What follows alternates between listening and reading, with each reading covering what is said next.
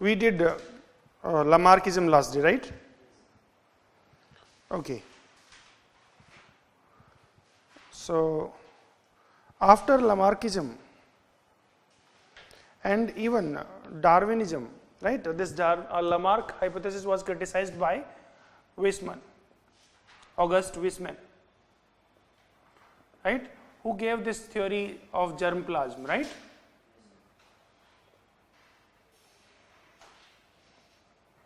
So, what this theory was? Suppose there is a question on this germplasm hypothesis. There is a short note on this. So, what you are going to write? That is my question now. Because they may ask you this question, right?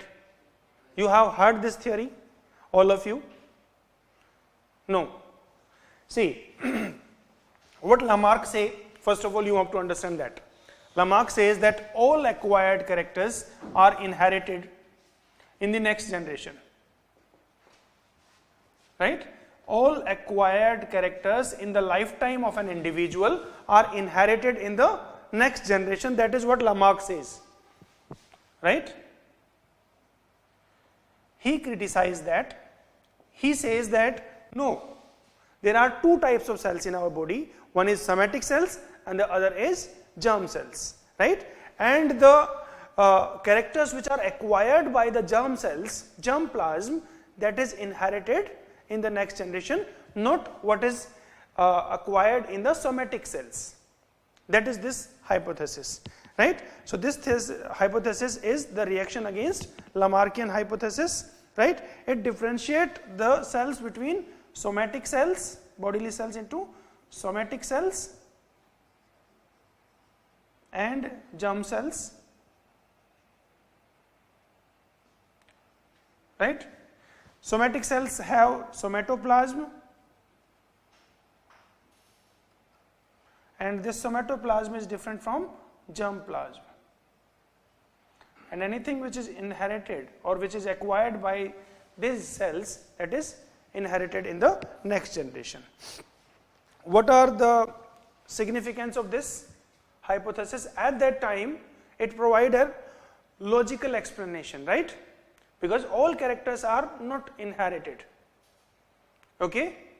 What is the critique against this theory? What is the critique against this theory? Somatic cell nuclear transfer. Somatic cell nuclear transfer, through this we have created Dolly. Right? This is the technique for cloning, no? And in this cloning, through this cloning we have created this Dolly and many other organisms. Don't you think that all somatic cells contain the entire information about one organism? Right? And that shows the flow in this hypothesis somehow, isn't it? This says that only germ cells transmit. What about when we did this somatic cell nuclear transfer? Right? We activated that cell to act as a germ cell, to act as a totipotent cell. So this, can't this be a criticism of this hypothesis? Right? Second, germplasm, this theory considers that germplasm is basically unaffected by the environmental or somatic cells, right? Environment, right? It says that environment does not affect much. That is what it says, because it says that anything is acquired at the germ cell level is only inherited. Have you heard the term epigenetics?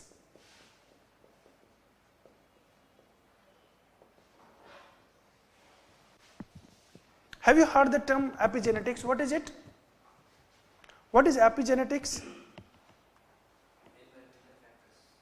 Environmental factors can affect the gene expression, right? Gene expression is not solely controlled by the DNA sequences. Rather, the environment can also influence this, right? Okay, so this is another critique of this, right? So what this hypothesis is, against whom this came, right? What it says, right? And what are the critiques? Done? Doable? How will you conclude this?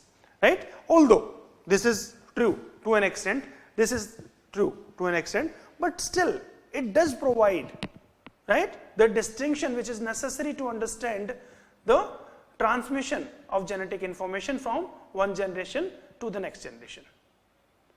Right? Okay. So in case if it is asked, I believe that you can write this answer. 10 marker से ज़्यादा नहीं पूछा जाएगा, right? Because इससे ज़्यादा पूछेंगे नहीं. And if they just, you know, where all you can use it. Suppose they ask you a question on epigenetics. I am just giving you that this topic also we are doing today, epigenetics, because they are going into some areas. So suppose epigenetics and gene expression.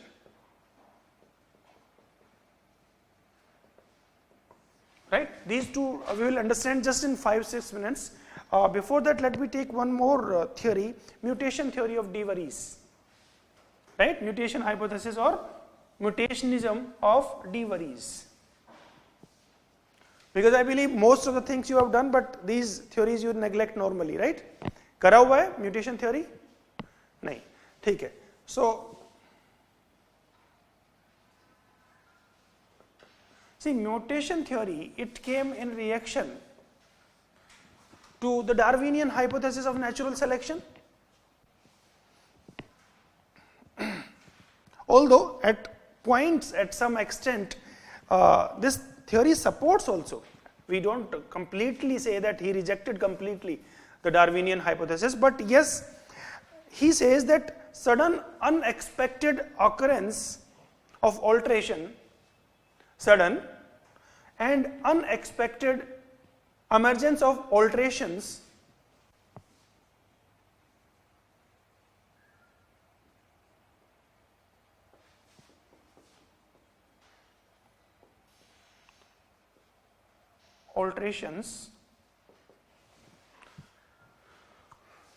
lead to the development of new species.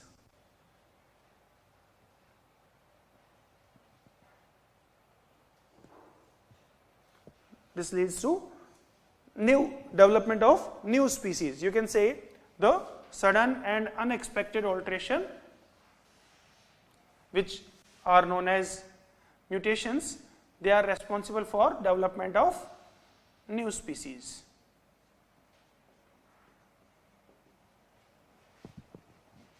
Right? This hypothesis says.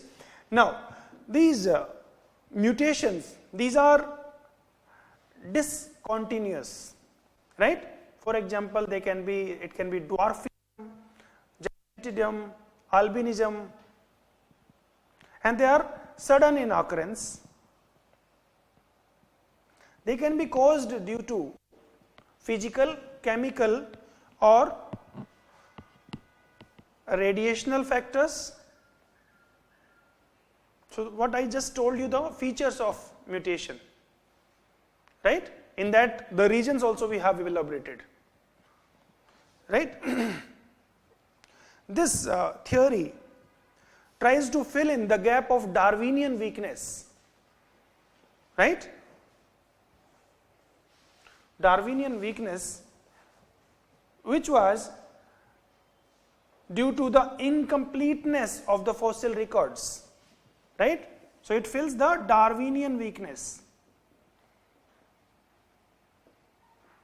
See, Darwin says that evolution is gradual, right? If it is gradual, why some fossil records are missing? Fossil records are missing in between, no? So, agar gradual hai, to why those fossil records are missing? We must have fossil records for everyone, every stage, right? Every change was visible through the fossil records. कुछ species के हैं, कुछ के नहीं है. You may give one justification कि sir, maybe because of soil and other factors they might have lost. But सब जगह तो जब कुछ preserve हैं तो कुछ क्यों नहीं? That is a valid reason to argue, right? और हमें तो question करना है purpose, right? हमारा purpose ये नहीं है कि जब हम question करें तो we are just questioning it, right? Okay, so this is that they try to fill in the gap Okay, later on this mutation theory, which says that these sudden alterations, they are responsible for new species, inspired the punctuated equilibrium theory, right? Later, this theory inspired the punctuated equilibrium theory. What is this punctuated equilibrium theory? See, this theory is against the synthetic evolution. Synthetic theory है ना? See, you study Lamarckism, you study Darwinism, although not in the chronological sequence. I am just giving you the critiques. Here you just see the critique of Weissman, right? Although Weissman's theory came after Darwin, ऐसा नहीं है that his theory was before Darwin. I am not saying so. I am just giving you the caution that I am not going chronologically. I am just giving you the essence of things, that who criticized who, right? So Darwin, this theory is in 1883 and 92 he wrote a book, right? Darwin's hypothesis cannot provide the factors, first thing, right? Mutation can be one factor for bringing variation, right? So here you can just take this theory of mutation, which is in 1900 something, given by De Vries, right? Then there were many neo-Darwinians, right? Like Fisher, Sewell Wright and all these people, Haldane, right? They gave this neo-Darwinism, or you can say which was later clubbed with synthetic theory. This synthetic theory, it combines, यहाँ पे Mendelian genetics भी आ गया था, right? Mendelian genetics and Darwinian principle of natural selection, it was combined here in synthetic theory. Okay, this was later on criticized by this punctuated equilibrium theory of Stephen Jay Gould, right? Which says that, what this says, Darwinism and synthetic theory says that evolution is gradual, right? It is the gradual process of change, whereas this punctuated equilibrium theory says that there is sudden jump and equilibrium, sudden jump and equilibrium, right? That is why you can say that explains why fossil records are missing in between, isn't it? That explains somehow. So it was punctuated equilibrium theory is here after this, right, in criticism. And this theory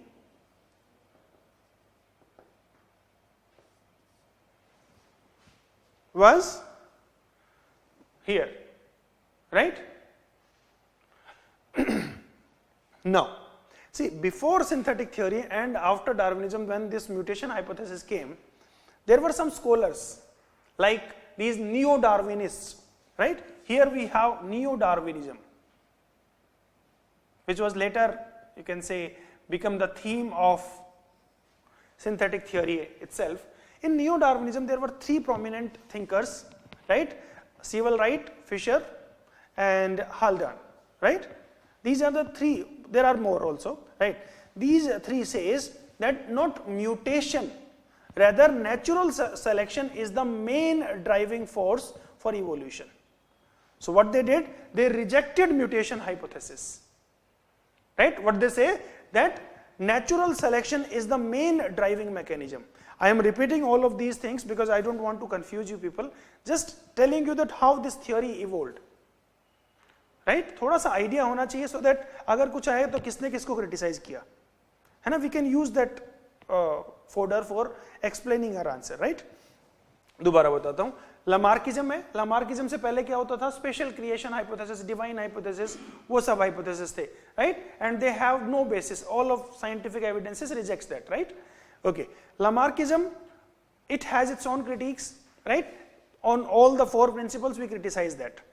Then Weissman criticized specifically that germplasm hypothesis that he gave, right?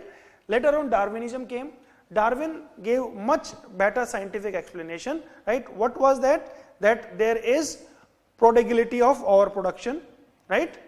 Then he says that there is competition, right? There are variations, right? The variation can be favorable or unfavorable. The favorable variations are accepted and unfavorable जो है they will be discontinued. That favorable variation, it helps in adaptation, and adaptation is the pre-stage of evolution of new species, right? Am I clear? वो diagram आपके mind में clear हो गया? Okay. So यहाँ पे जो mutation hypothesis was criticized by Darwinian, neo-Darwinists, right? And later on, with combination of Mendelian genetics, this mutation theory, population dynamics, right? And this population genetics, they combine to give this genetic theory, which have two parts. One explains the variation occurrence, that what causes these variations, and the other explains the natural selection, right? So this is the two things. It was criticized by punctuated equilibrium, which this theory was given by Stephen J. Gould and Niles Aldrich.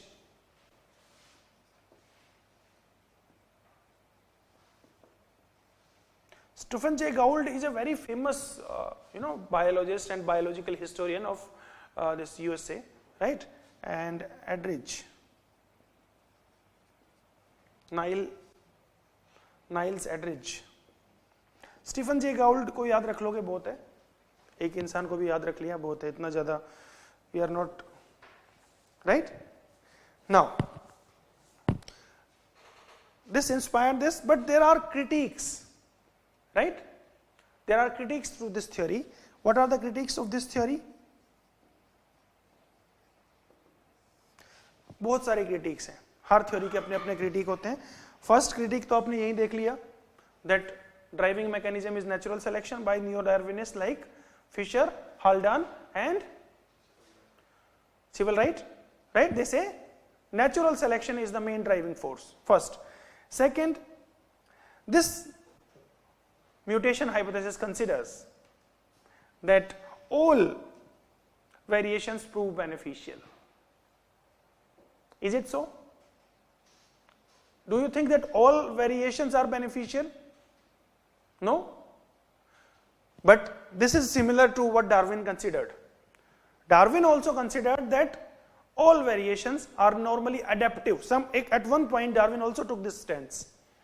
At one point in his writing he also took this stance that all variations, although आप क्या पढ़ते हो, that there is overproduction, competition, variations, this can be harmful, this can be beneficial, beneficial are selected, natural selection and new species, right? This is what you study. This is what you say, right? In this. So he is primarily concerned about the beneficial type of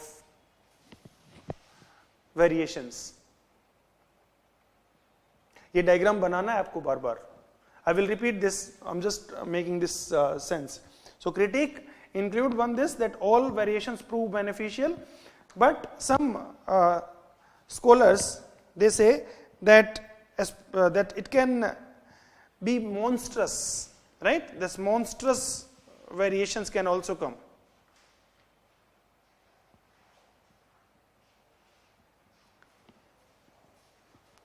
Okay, Kimura's hypothesis of neutral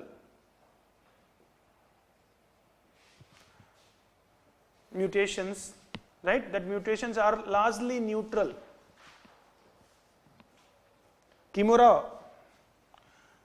hypothesis also criticized this. So how will you structure this answer? Mutation theory, definition, first thing, features, that in that you explain that these are random, discontinuous, sudden, right? Caused by, so causes you can write, physical, biological, right, or chemical factors, or right. Then you can also write the criticisms, Then you write about this Darwinian weakness that tries to fill, it tries to fill that, and then you will write its criticisms, and in the final conclusion you will write this punctuated equilibrium theory was inspired from this, right? So structure of this answer will be: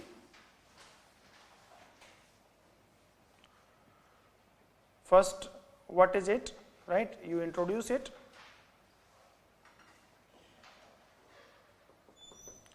Second, after introduction, you will write about this features. Then you will write about this, that it fulfills the, or it fills the gap of Darwinian weakness. Write its critiques, right? And then you will write that it inspired the punctuated equilibrium hypothesis.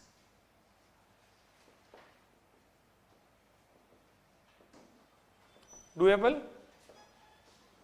Please. Right? So this 10 number में लिखा जाएगा 10 marker में, ठीक है.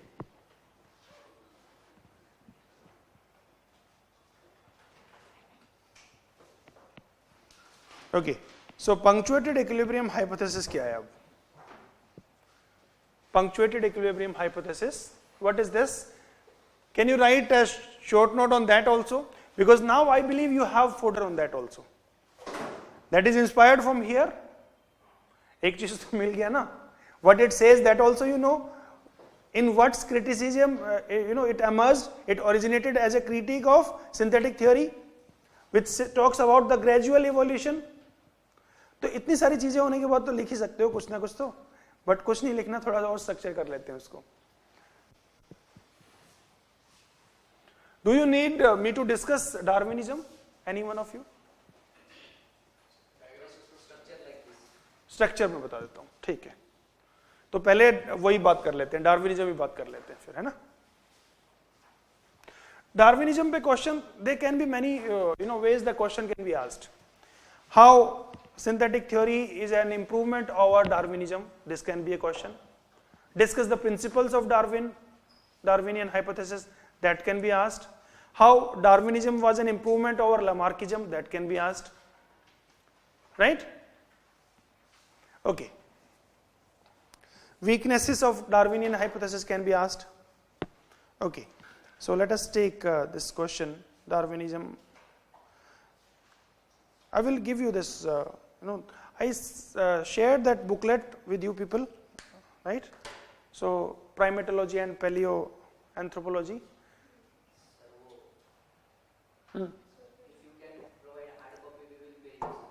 No, that is not the case. Okay, we will provide. ठीक है, मैं कर देता हूँ, प्रोवाइड कराता हूँ, ठीक है. आज दिन में मेरे को याद दिलाना, I will do it, right? And most of the things will be provided through the portal also, and the most essential things. Okay, so we have to do Darwinism, right?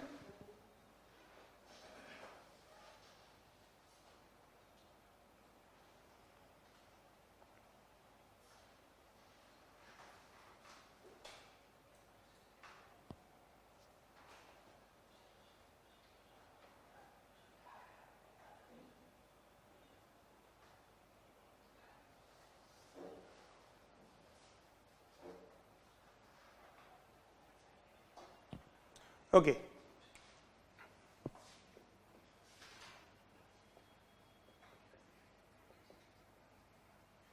Not Darwinism, or you can say Darwinian hypothesis, right? So first thing is that, what was the inspirations of Darwin? Okay. What inspired Darwin? अगर इस पे भी question आ जाएगा, there can be sufficient fodder with it. So what is, as it says, the flora and fauna of Galapagos Island, है ना? Okay. So basically his own observations, from there also he got inspiration, right? और कुछ उसके अलावा of Galapagos के अलावा? What inspired him? Colonialism that he observed, right? That colonialism and its spread, he have seen that also. So these are his observations. These are his observations, but some philosophers also inspired him, right? Who were those? Charles Lyell,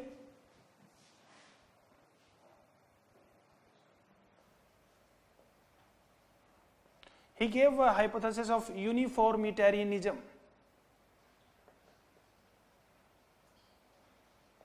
What does it says? That the forces that are working today, they are same that they were working in the past, right? So you can say the past is the key to present. That is what this hypothesis says, right? Past is the key to present. The same forces which were working in the past are working today. That is what this hypothesis says. So uniformitarianism, this geological principle of uniformitarianism have inspired him. Okay. Second thing is this Malthus theory, right? Malthus theory, that he was a demographer, right? So Malthus says about the competition, right? He talks about the competition, that the population grows geometrically and the resources arithmetically. So the competition is visible here, right? Okay, so the population principle. Then this Wallace, right? A.R. Wallace, he talked about the varieties, variations, right?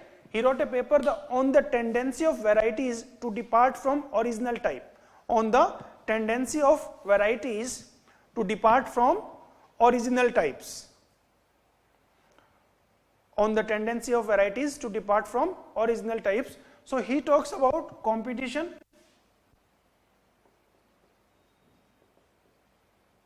he talks about variations.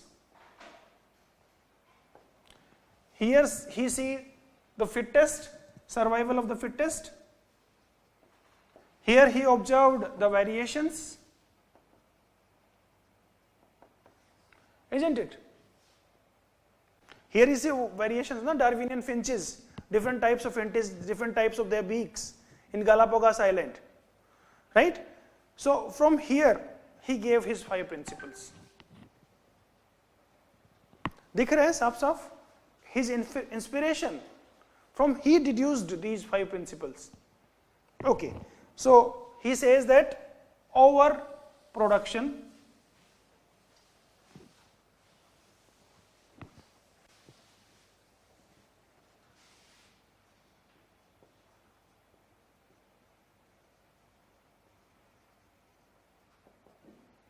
if there is overproduction, then there is competition, right? There is competition, and in that competition, who will survive, right? The fittest. So there is struggle for existence,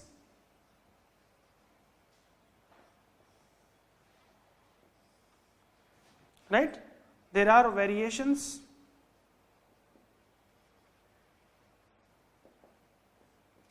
the variations can be harmful, or you can say unfavorable.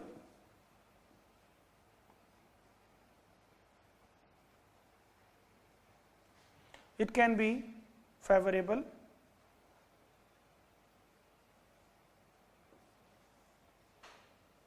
See, in many of the diagrams you will find that variation is given before the struggle, but my understanding says that struggle is just immediately after the overproduction, right? Simple sa logic hai. Yeah.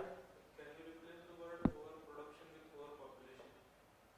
हाँ, prodigality of over production लिखेंगे ना हम पूरा word लिखेंगे जो उसने use किया उसकी term, right. I just wrote the last word, prodigality of. If we have some words that was used by him, so why not to use, right? So we are just using what they say. थोड़ा सा modification अपने हिसाब से कर रहे हैं. We are not doing favorable modifications or favorable variations. They lead to adaptation, or you can say natural selection, and this lead to speciation.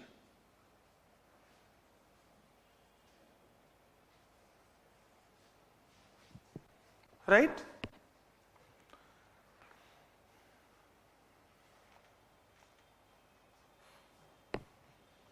Right? Okay. इसमें डालने को बहुत सारी चीजें डाली जा सकती हैं, लेकिन सिंपल रखोगे ज्यादा बेटर है, because everything is visible in this, right. Over production, struggle, variations, unfavourable, favourable, favourable, survive, they will be selected by the nature and that lead to speciation. You have limited space, you don't have that luxury that you can take extra seats nowadays. That luxury is gone after 2013.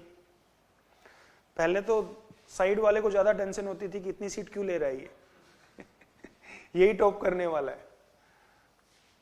मैंने देखा था ऐसे में भी लोग extra seat लेते थे, है ना. तो अभी वो वाला काम नहीं है, अभी आपको स्पेस कंजर्व करना है एंड मैक्सिमम एक्सप्रेस करना है, right. Okay, now basically the examples you can give this Darwinian finches and all.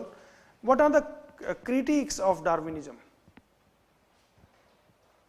Fossil evidences also support to some extent, right, this Darwinism. What are the critiques?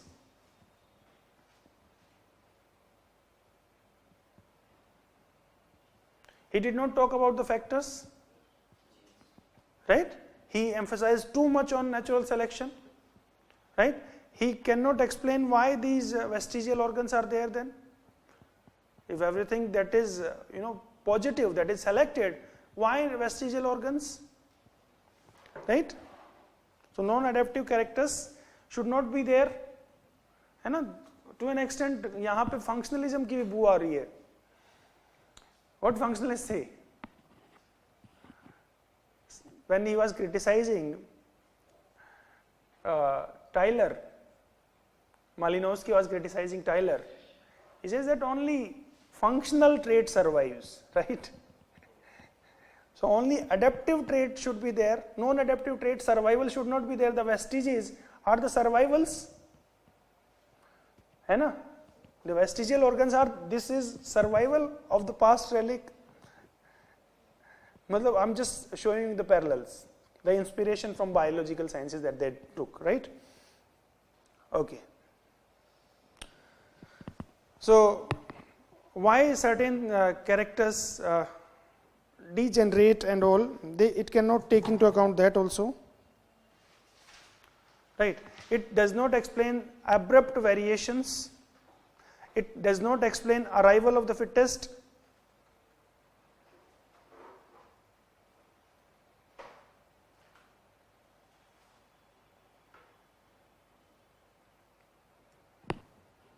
He does not explain the mode of inheritance of variations.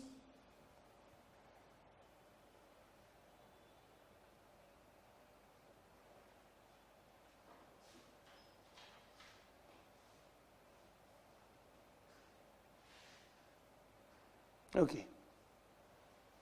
Now, how synthetic theory was an improvement over the Darwinism. First thing is that it recognized the several forces of evolution.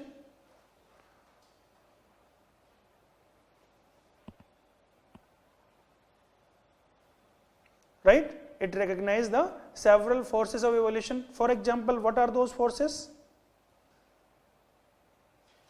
Mutation, isolation, migration, genetic drift, hybridization, genetic recombination and natural selection, right? It recognized these forces. It also recognized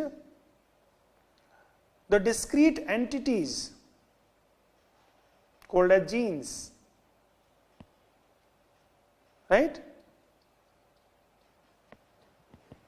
Right, and these genes are the source of variations and they are inherited too.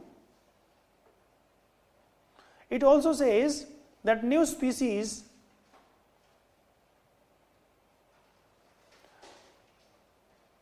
develop due to the gradual accumulation of small genetic changes.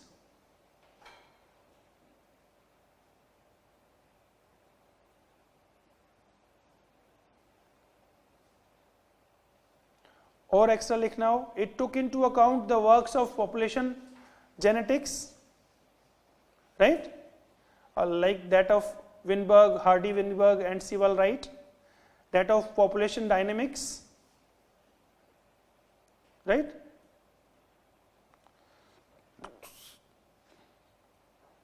So what is this synthetic theory?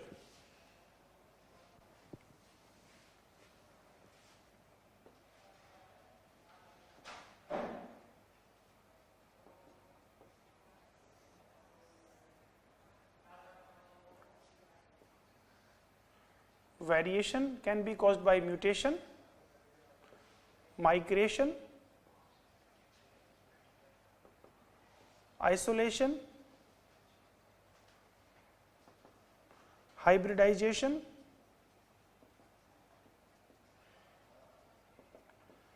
genetic drift,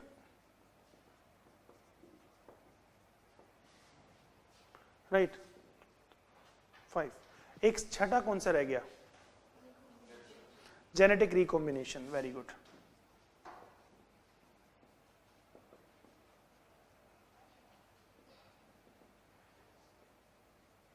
Right? And these variations, some of the variations are selected, right? So on that act, natural selection,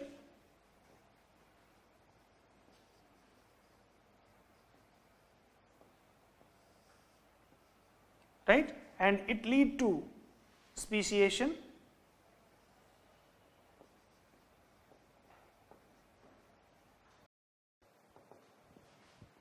right? So this is this theory.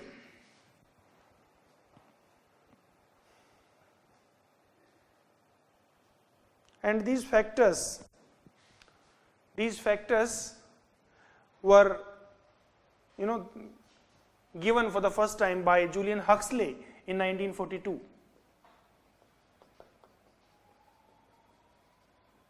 He named all these 7 factors, right? And he also, proposed the term modern synthesis for this.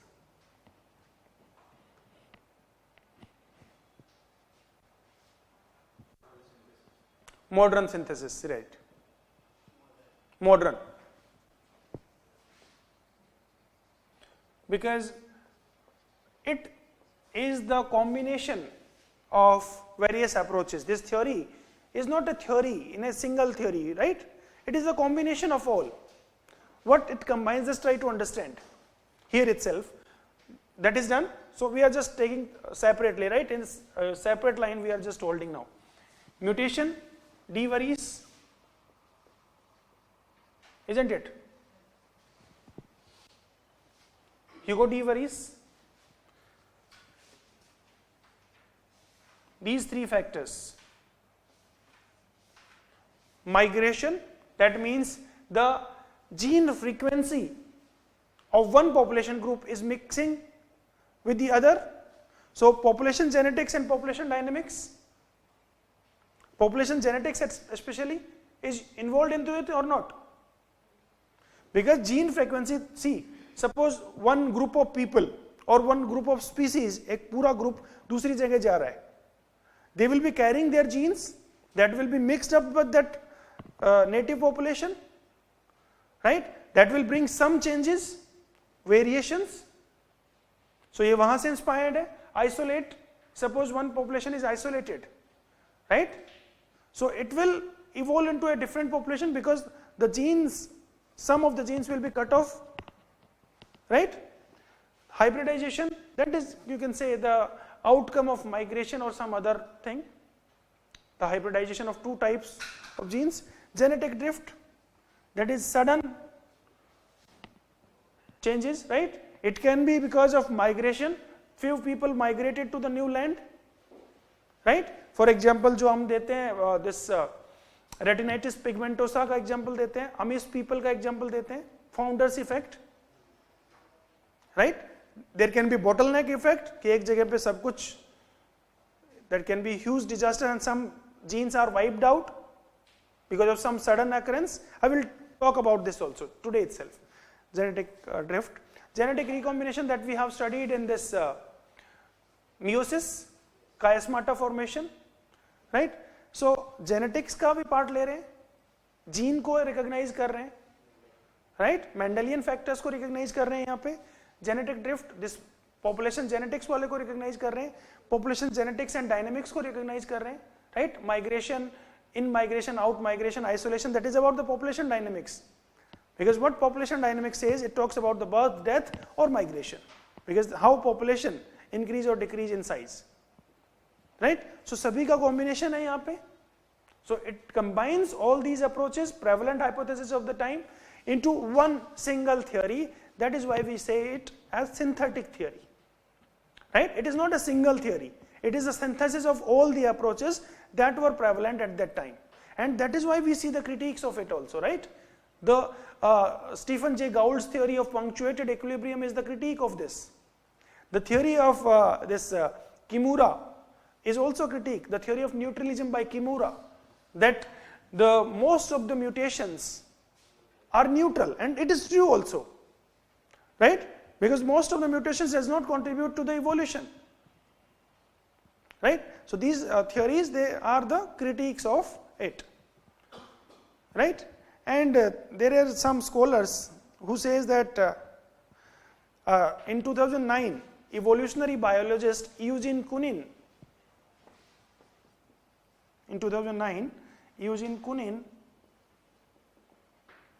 he made a very solid argument, right?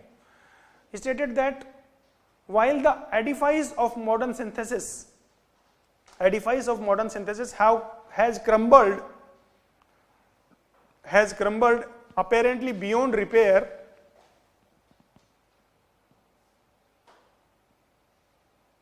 right? Modern synthesis have crumbled beyond repair, a new 21st century synthesis could be glimpsed.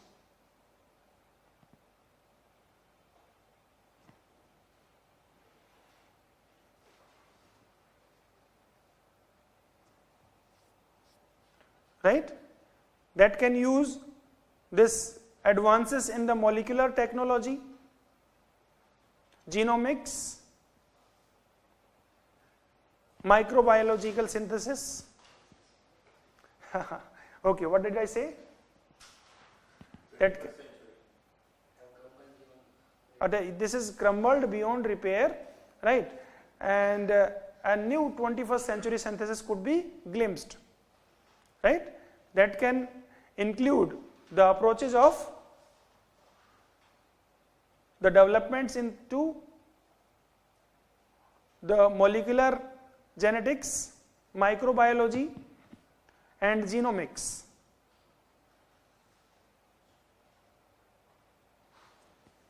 ठीक है, this can be a good conclusion, है ना? Genomics, molecular biology, right? And microbiology में जो developments हैं, these can be useful to create a new synthesis, right? New synthetic theory, right? We have modern synthesis or synthetic theory. We are looking for something new, new synthesis, new synthetic theory, right? Because this has been criticized. Punctuated equilibrium says that it is not gradual, right? And Kimura says that most of the mutations are neutral, right? Some suggest that negative selection happen more often than the positive, right? What we have suggested here, positive selection, that is another criticism.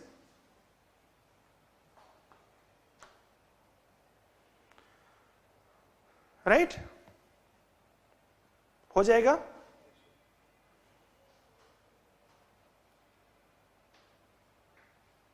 If at all anything that anyone could not understand, please write me. We can talk on the phone. Diwali पे phone तो कर ही सकते हैं, है ना?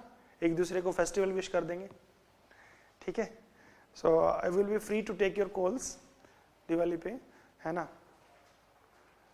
Okay. Rules ऊपर से structure बताता हूं, राइट? ये हो जाएगा अभी. How it is an improvement, what are the critics of it, from where Darwin inspired, what was Darwinian hypothesis, and what is synthetic hypothesis. Everything is doable? Okay. If at all anyone faces any problem, please tell me.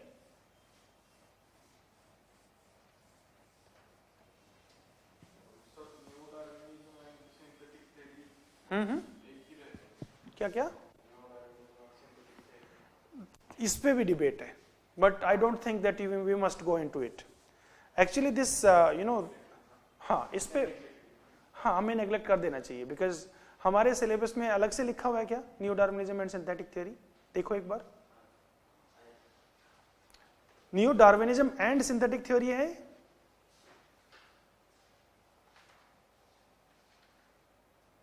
There is a difference, undoubtedly there is a difference, a little bit difference. See, नहीं है ना? See, basically, let me tell you just a gross idea I am giving you, right? What it is? Post-Darwinism, Darwinian hypothesis. ना, so this hypothesis post-Darwinism में आपका Weissman भी आएगा, mutation भी आएगा, genetics में जो development हुआ वो भी आएगा, civil right effect भी आएगा, right? All these developments were post-Darwinian, right? Now, basically, देखो शुरुआत में जब Weissman ने जो theory दी थी, right? The germplasm theory, right? So, this theory was called by some as neo-Darwinism, right? This and basically sometimes some say this, just a moment, yes.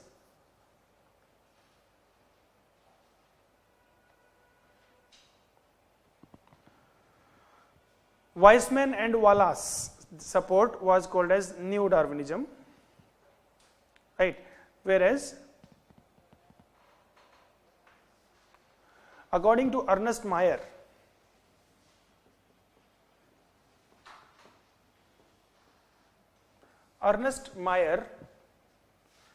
he says that the term neo-Darwinism for synthetic theory is sometimes considered wrong.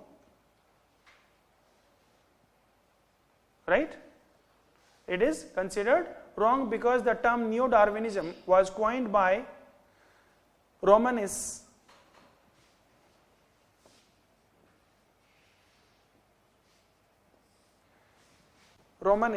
as a designation to Weissman's theory, right? 1895. See, 1892 में तो Weissman ने germplasm hypothesis दिया था, अपने एक book में लिखा था. 95 में रोमानिस ने बोल दिया that it is neo-Darwinism. Ernest Mayr says no, it was the designation to the Weissman's theory of germplasm. That is why he criticized, and he says that new synthetic theory covers much wider area than just neo-Darwinism, right? Now, who are the neo-Darwinists? Right? So there I told you Fisher, right? Haldane. These are the main prominent thinkers, right? These are the prominent thinkers who emphasized that the natural selection is the main driving force. They emphasize that natural selection is the main driving force of evolution.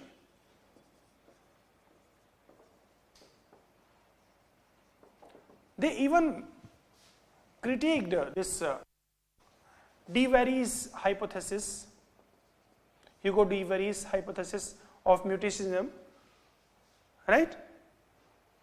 So these you can say Weissman's hypothesis and these people's story is neo-Darwinism, right? But synthetic theory covers much wider scope, that you can just say.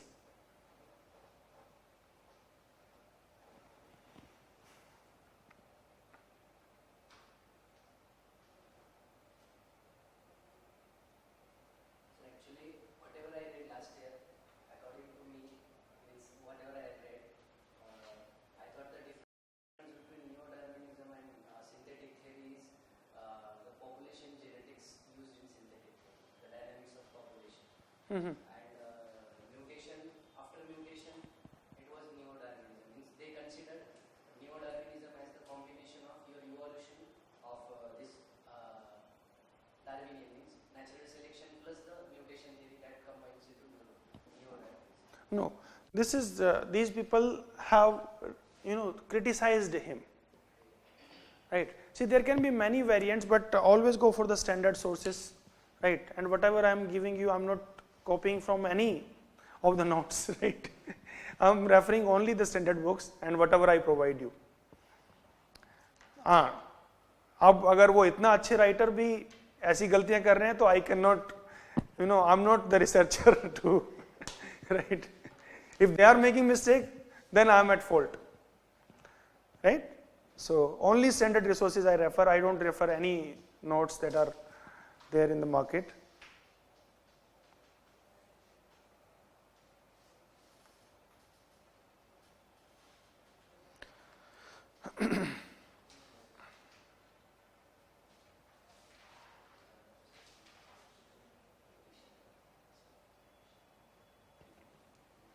Okay, so understood neo-Darwinism, right? So neo-Darwinism was later on said that neo-Darwinism, synthetic theory, these two are not the same thing, right? Okay, and synthetic theory, this term was coined by Julian Huxley in his book Evolution, the Modern Synthesis. Book का नाम था Evolution, the Modern Synthesis.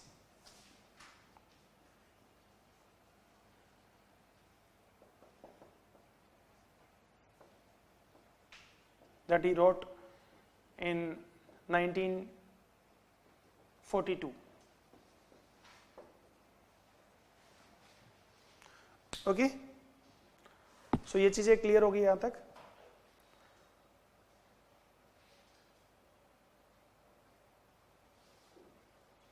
The factors of variations are clear.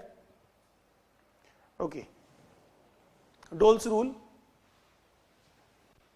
Cope's rule, and all these, the only structure I will provide you, and if there are exceptions that I will provide you, right? So Dole's rule, is there any exception? And what all you have to write in this question?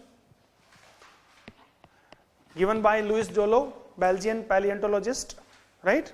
And says that evolution is irreversible and irrevocable. That is Dollo's rule.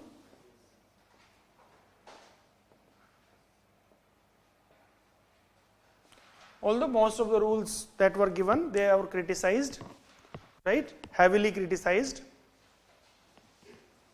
What are the features of this rule? Structure that changes its form does not revert back to the earlier form, right? An organism never returns to the exact former state, right? Why? Because the same identical conditions cannot be replicated again.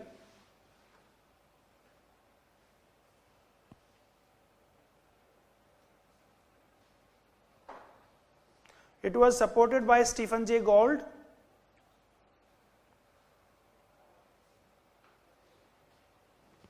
who says that irreversibility forecloses certain evolutionary pathways.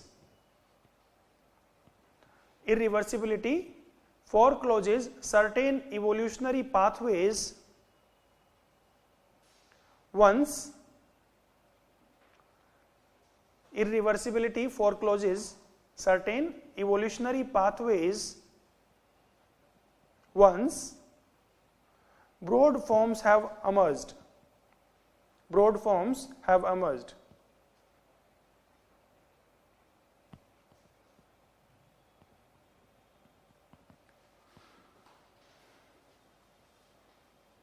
Okay. For example, the body plan of a reptile. For the body plan of a reptile, many options are closed. Right? Many options are closed. Reptile क्या करेगा? उसका limit है ना अभी. So the limit is imposed by the inherited design. The limit is imposed by the inherited design. So next stage पे जाना मुश्किल है. Right? The regions for irreversibility, there are two regions.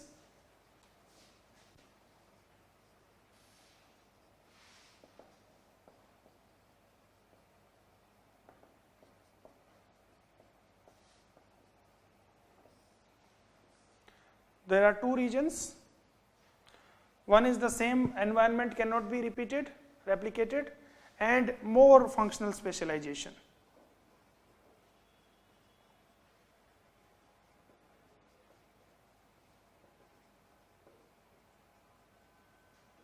Right?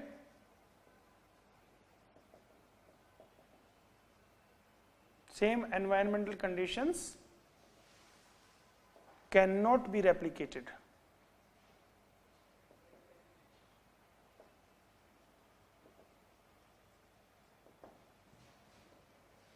Regions, right? Examples.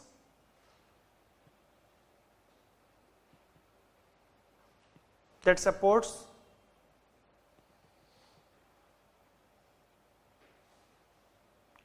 right? Can we go back to the same stage? Our dentition, our body posture, can we turn quadruped now? One is that. Second,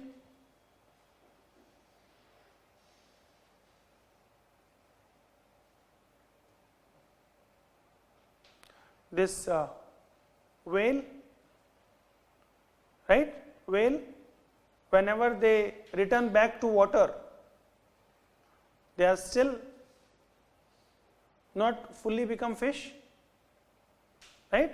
When they become terrestrial, they become the mammals. When they go back, they cannot become the fish again.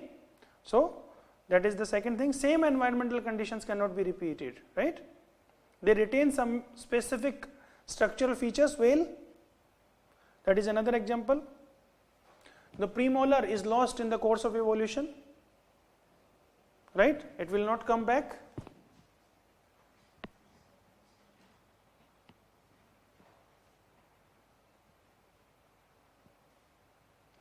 Exceptions. Premolar is lost in the course of evolution. It will not turn back. It will not return again. Have it returned? What is the dental formula of the apes before that? Right? 2133? Right? Huh.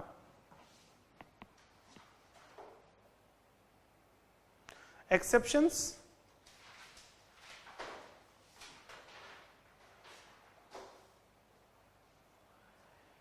Bistone Batuleria and Carbonaria, that industrial melanism का example.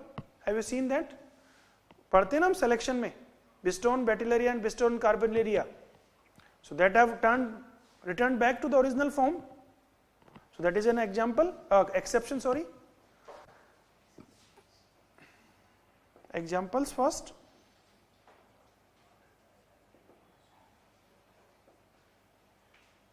ये नहीं भूलोगे आप लोग. That is why I gave you this first, right? You will not forget it. There are many other examples like snail species, sleeper snail family. एक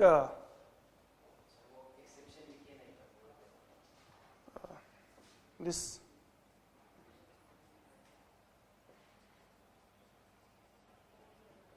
you can give the example of industrial melanism. This is the वही ना Biston batillaria. That moth, brown and black moth na, so that is what the name is, Biston batillaria, and this is the grey one, right? This is the white one you can say, and the grey one was Carbonaria, Biston carbonaria, right?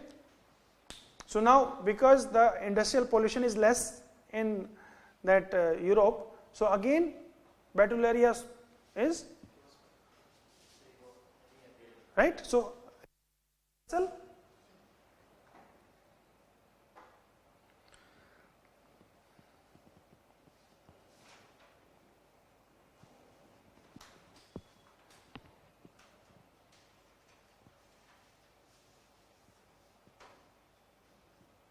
okay, then sleeper snail family.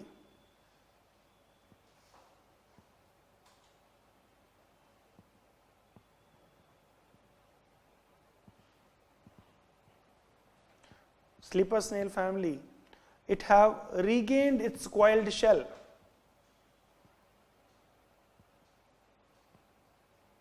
It have regained its coiled shell.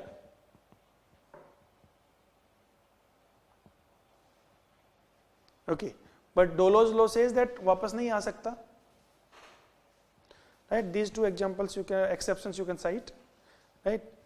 So you can say that now this law is rejected by the evolutionists, but yes, it does provide insight to look at and to understand evolution, right? In this way also. This is discarded now. Yeah, this is discarded, but it provides a useful insight to look at evolution, right? From this perspective, that if the environmental conditions cannot be completely imitated, right? There are two factors. One is functional specialization and other is environment. Even if you imitate complete environmental conditions, but the body design have undergone change, right? So both things should come hand in hand in order to understand our current situation. They did not maybe consider that properly.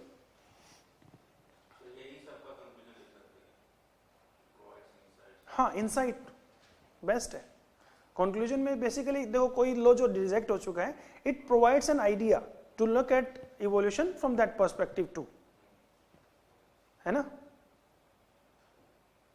On which the works of other scholars have built, है ना. The proper understanding at present is based on the understanding in the past. Basically Lamarck ने जो किया, we may reject Lamarck, but his work naturally was a base for the others, right? So always take that whatever is rejected also, you just recognize the importance, the historical significance of it, right? That it gave the base over which you can think. That insight is available. You can either reject it, even if you reject that, then also knowledge is created, right? Ideas never die. So structure is clear. सभी के लिए ऐसे ही कर लेंगे अभी. Cope's rule, Edward D. Cope, American paleontologist.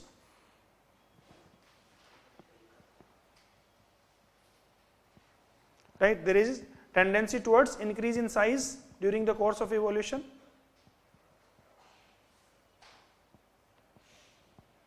Examples: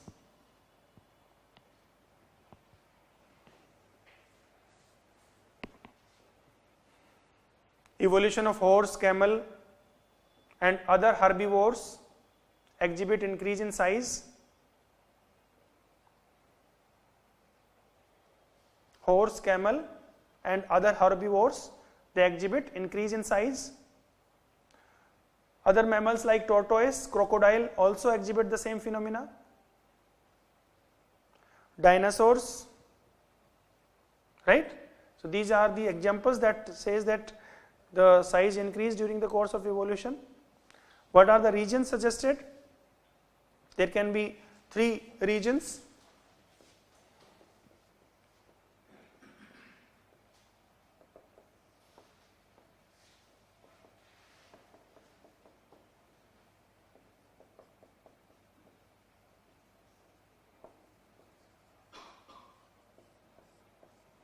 So the first region is to decrease the body surface area.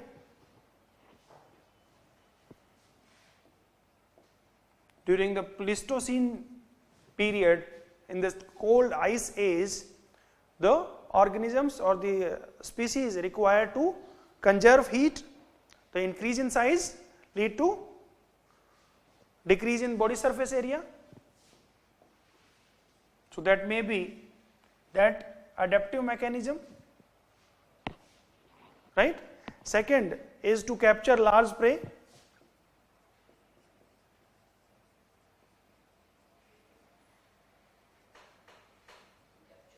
Large prey, bigger size gives an opportunity to the dinosaur कि पकड़ लेगा. Some scholars suggest regions, right, that can be, because why dinosaur size was increasing?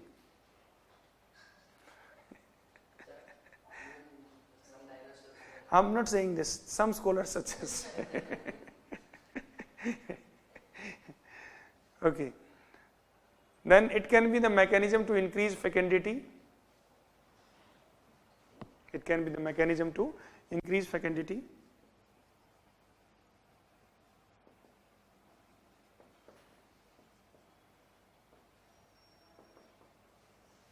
Right, because for egg laying mammals, this would be the device to increase fecundity, that a large number of offsprings are produced due to more eggs in the large body,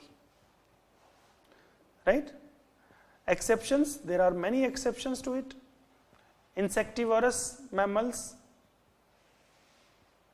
right, like mole, they cannot grow in size. Insectivorous mammals like mole, they have to burrow, right? And if they have larger size, they cannot do it. The second thing is flying, this bat. So the flying adds limitation to the size. You can simply say that one more exception by A.J. Arnold, who studied this planktonic foraminifera. A.J. Arnold.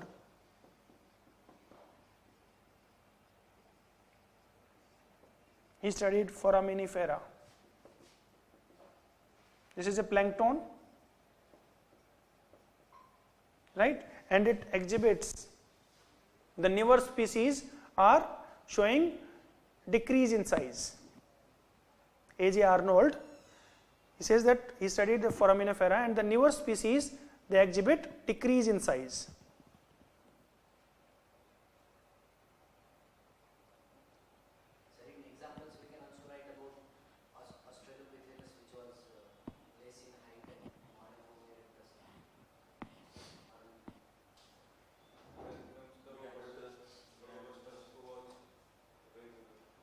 देखो क्या है ना, उसके ऊपर हमारे पास evidences बहुत सारे लोगों ने कई और क्रिटिसिज्म्स भी दिए हैं कि जो आपको मिले हैं ना, क्या कहते हैं, फॉसिल एविडेंस, उनकी एज आप एक ही मानते हो. You take their age as a static, right? क्या सभी लोग एक ही एज पे मरे थे क्या? फॉसिल एविडेंसेस एक तो मीगर है, पहली चीज बहुत कम है. दूसरा, आप कुछ प्री कंसीव्ड नोशन के साथ में उसको देखते हो, मतलब जितनी भी बुक्स भी उसको दिखाती हैं कि क्या वो सिर्फ एडल्ट होके डेथ हुई थी सभी की. दैट इज अनदर, जो कि अगर आप देखोगे इवन आपके एम्बर में भी दिया हुआ है, ये वाला एक केस स्टडी दी हुई है ये वाली इस तरह की. आई थिंक एक स्कॉलर थे, शुरू के किसी चैप्टर में ही है, एम्बर में मिल जाएगा आपको, है ना. But don't go into these details. But उसको मत छेड़ो, पता लगे उल्टा पड़ गया, हमें नंबर लेना है ना. तो ये 3-4 अगर आप दे दोगे तो दैट विल बी सफिशिएंट. हुइजर और लेना है तो ले लो.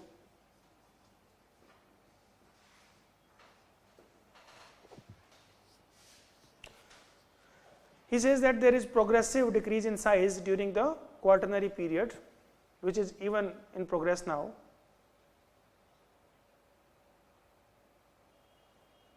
Right. See, अगर आपको लेना है तो आप ये वाली चीज ले सकते हो, secular trend.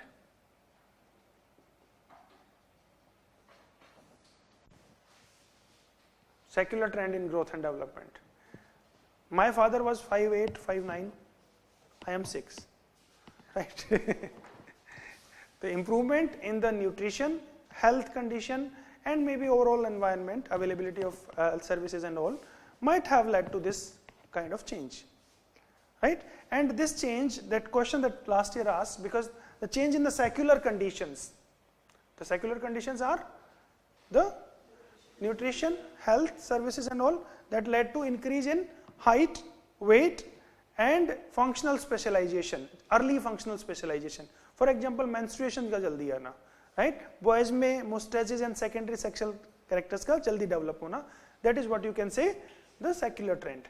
So that secular trend, to an extent, it can be, right?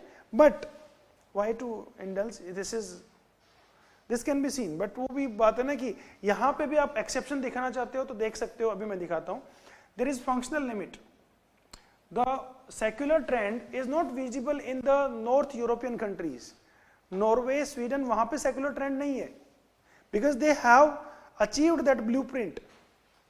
The DNA blueprint that provides कि इतनी height हो जाएगी maximum, इतना weight होगा तो वो उस पे पहुँच चुके हैं. In the developing country like ours, secular trend is visible, right? In Norway, it is not visible. There are studies to cite that. So यहाँ पे भी functional limitation है that support this exception, right?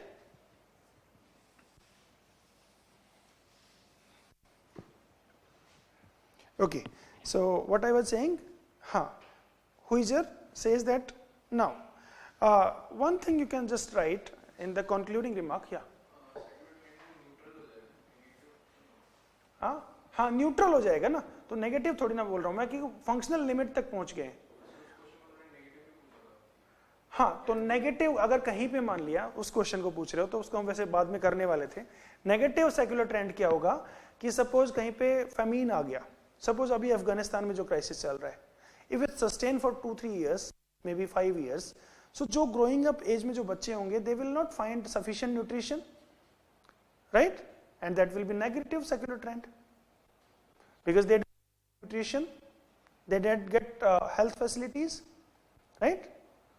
So they will have negative effect on their health, right? Height, weight as well as the functional development, right? Somalia में दिखा हुआ study किया है, Somalia में, Kenya में, Sudan में, in countries में because of this civil strife, there has been this incidence of this negative secular trend.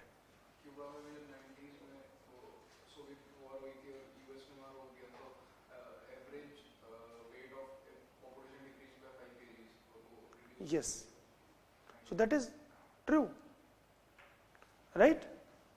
Okay, so इसका concluding remark में आप क्या दे सकते हो, that many mammalian lineages exhibit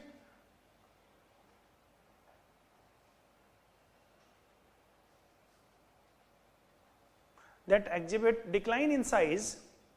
For example, carnivores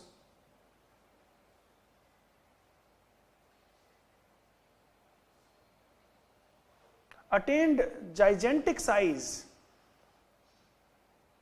in Pliocene and Pleistocene time.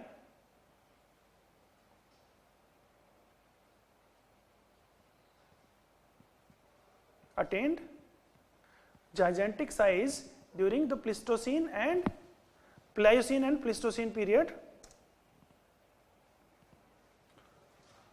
but shows the decrease in size thereafter.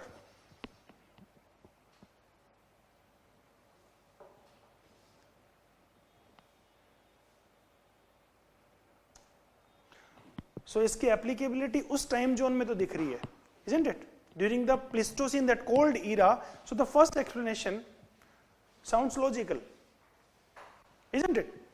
That during that cold time, many lineages, they exhibit increase in size, gigantic size, right? So maybe because of that cold and to survive, that adaptive mechanism might have developed. But this theory is not universally applicable, right? And nevertheless, it provided an important insight to understand evolution, right? Gause rule,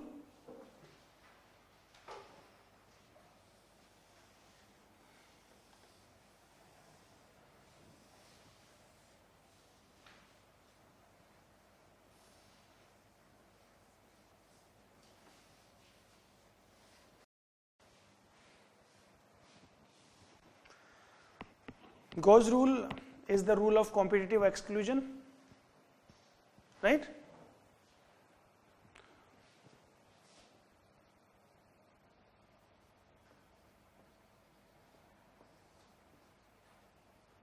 So that means in competition one will be excluded, isn't it? It is the rule of competitive exclusion. If two shares the same niche, right? Two different species share the same niche, they may either radiate or one will automatically extinct, right?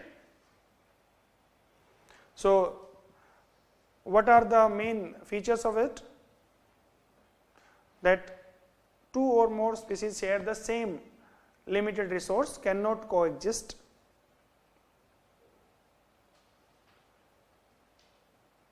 On the slightest advantage over the another, one will dominate.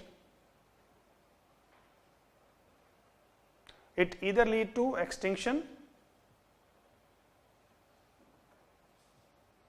or radiation, right? दो काम हो सकते हैं, either it will extinct or it will radiate into a new species. It simply says that complete commutators cannot coexist.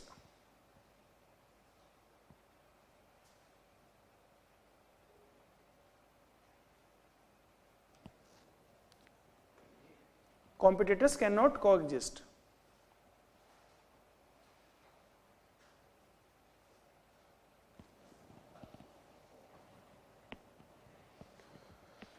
Right?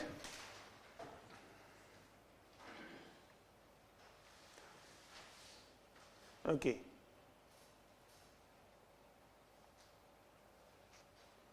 So the regions and all you have written, then you can just write this experiment on Paramecium, Aurelia and Chordatum. Paramecium, Aurelia and Paramecium, Chordatum, right? So what happens if you culture Paramecium Aurelia alone and Paramecium Chordatum alone? Then it is all right, both survive, right? But if you culture them together, then one is eliminated, Chordatum is eliminated and Aurelia survives.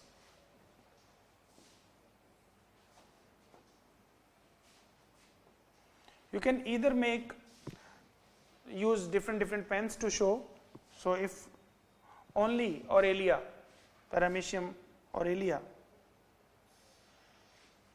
Paramecium Chordatum, them do perfectly well, right? But when both are cultured together, so one will decrease and one will survive, right?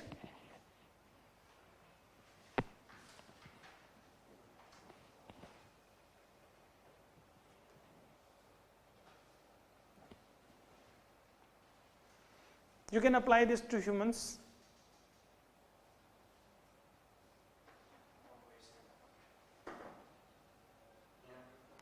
Huh.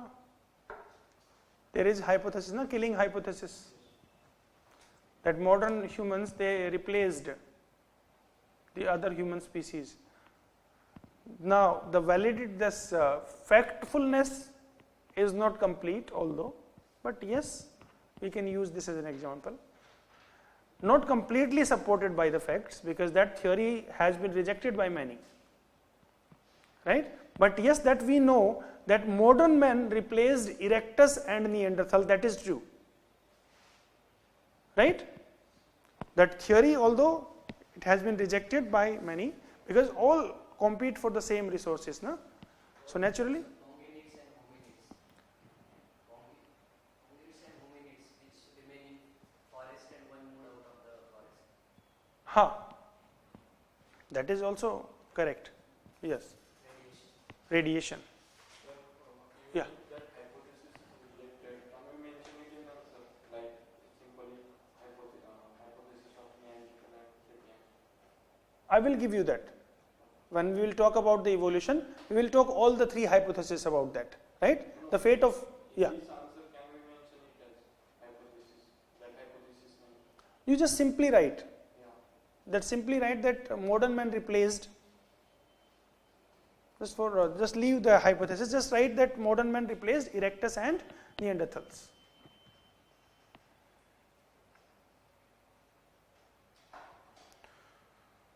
Okay.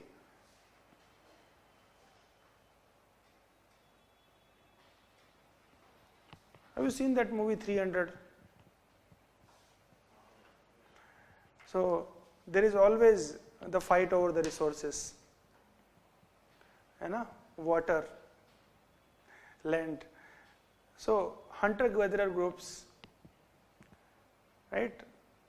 Some will be,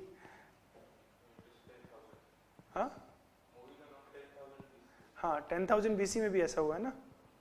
हाँ, तो basically जो dominant groups हैं, they will drive away the simpler, right, weaker groups. Simple social में भी उसमें applicable है यार, right. This principle is accepted on many of these grounds, right? Because yes, if there are two species, they are fighting over the same niche, one will either extinct or the other thing is that it will. We can simply write about Darwin's interest. Yes, yeah. So that is one side of this, right?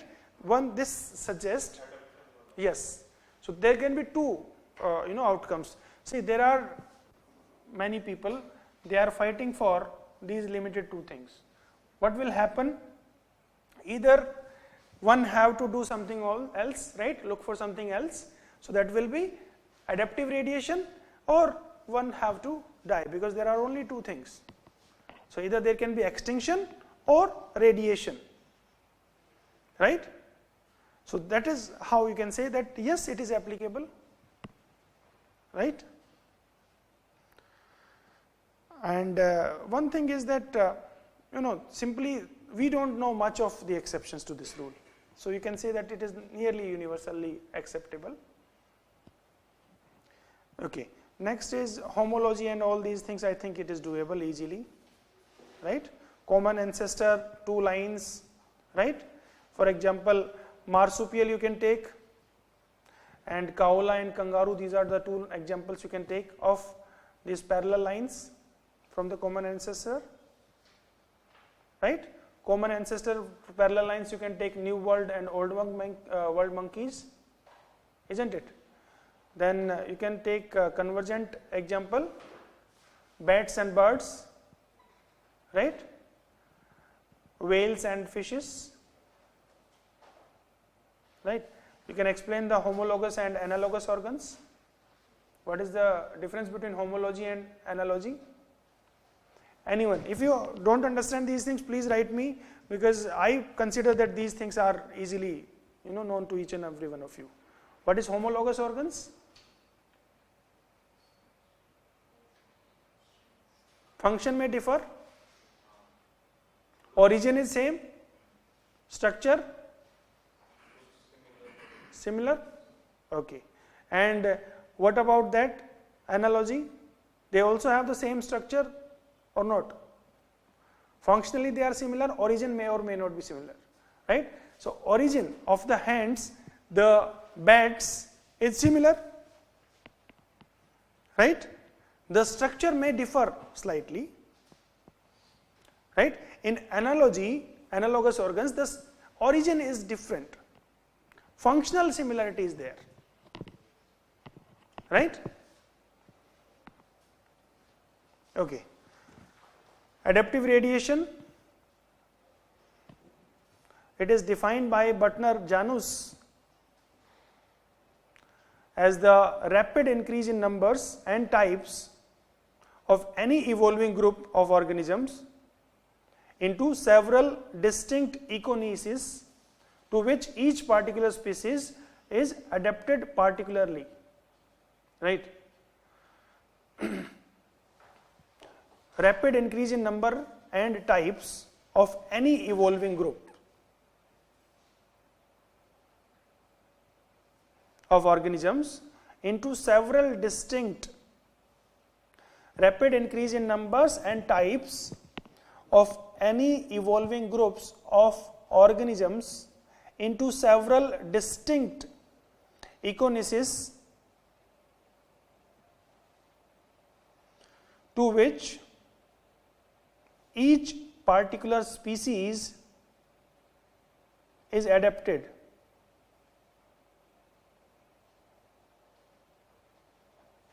There are 4 features of adaptive radiation. 1. Common ancestry. 2. Phenotype environment relation. 3rd. Trait utility. 4th. Rapid speciation.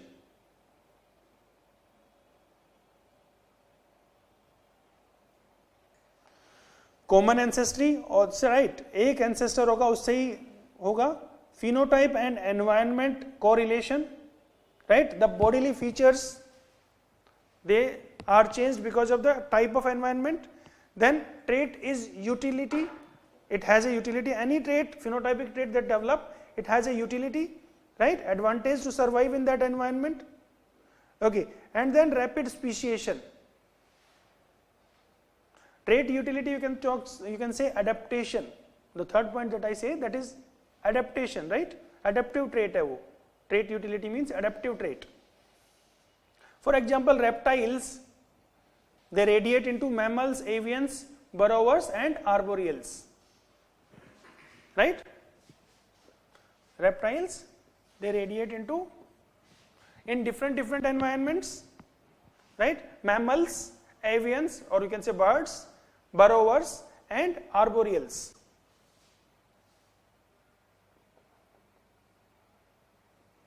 Avians, mammal, right, burrowers and arboreal, right? Darwin finches,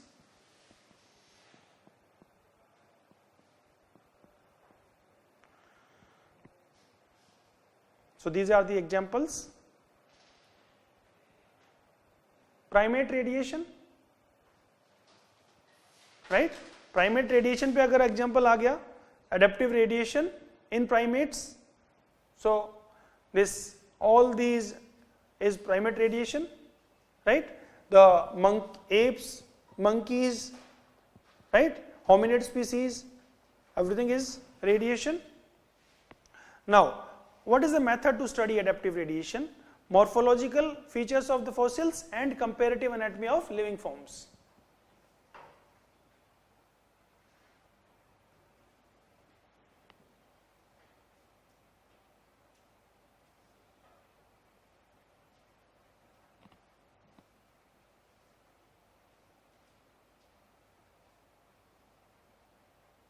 Right? Why does it occur? Regions, macromutations.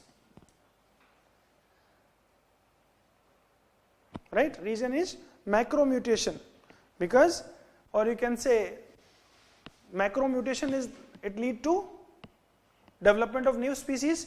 Micromutation or micro evolution तो हम सब में भी हो रहा है. Macro evolution leads to development of new species. So macromutation की वजह से होता है, right? Okay. This adaptive radiation, it leads to specialization in a particular direction, right? It leads to specialization. And what if any species is over specialized? One adaptive radiation, when one species is over specialized, what happens? It extinct. That is what we say, na?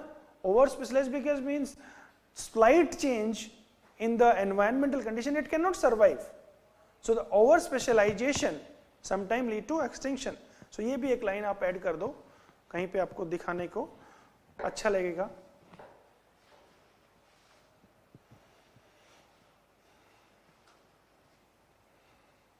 Right? Adaptive radiation tells us about the basic pattern of evolution. It tells us about the pattern of evolution.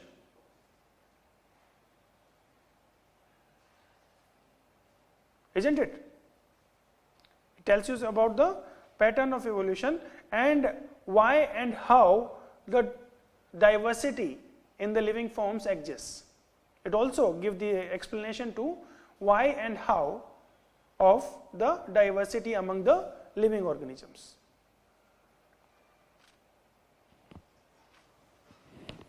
Right?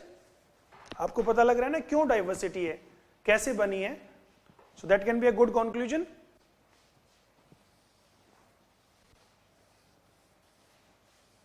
Okay. Then we have mosaic evolution.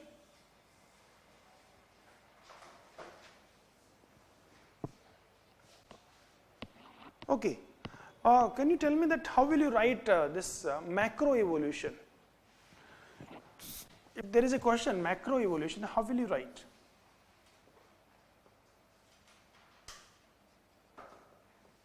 Or if there is another question, macro evolution and micro evolution, how will you write?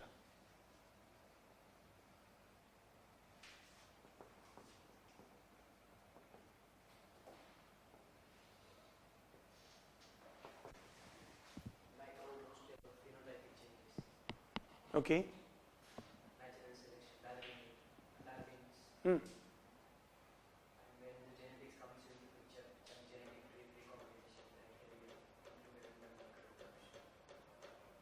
No. Yeah. Continuous microevolution taking place for a substantial amount of time. Macroevolution is the development of newer species. Speciation. Speciation is macroevolution. Right? Speciation is macroevolution. ठीक है, तो basically what I am trying to say that you know the things, just have to apply your mind. Right? Microevolution is small, the genetic and phenotypic don't go into that because any change is genotype, right? Then only it is visible in phenotype. Right? Because अंदर coding है वही तो बाहर दिख रहा है ना, software तो हार्डवेयर बना रहा है, राइट? तो सॉफ्टवेयर तो अंदर है, genetic is the software and the hardware is your phenotype, right? So right, Mosaic evolution. हाँ बताओ, माइक्रो इवोल्यूशन. ह्यूमन के अंदर इतने माइक्रो इवोल्यूशन लिख दोगे यार? ह्यूमन के अंदर इतना सारा तो माइक्रो इवोल्यूशन ही है ना सब कुछ. हाँ, there are variations, intra-species variation, you can just talk about that. Within a species there are variations, that is micro, right? In humans the various races are there, right? They are subspecies, you can say, races are subspecies. Okay, do one thing, try to write a short note on these three things, right? And send it to me personally on my number, right? Or in that group, if anyone is not there in that group, please send me the number on my number.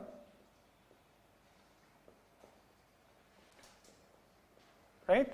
We will add all of you in this Telegram group. I will add you, right? Just ping me on Telegram on this number. Writing this Anthropology Advanced batch. Write that I'm in this Anthropology Advanced batch.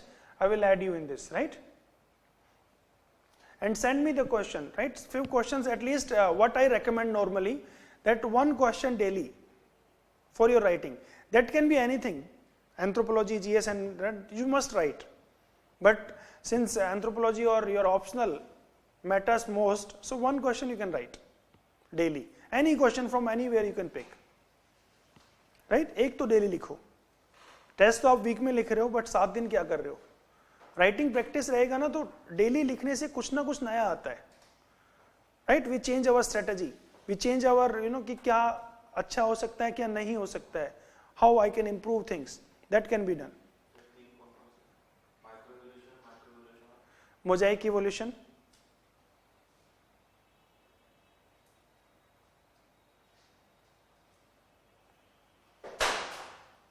Macro and micro एक साथ लिखना. Macro evolution and micro evolution एक short note है, और Mosaic evolution दूसरा है.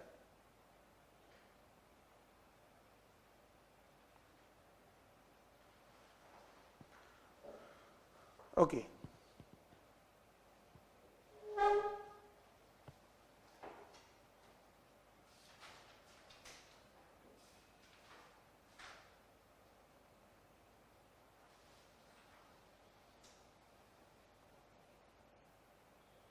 then we talk about the genetic drift.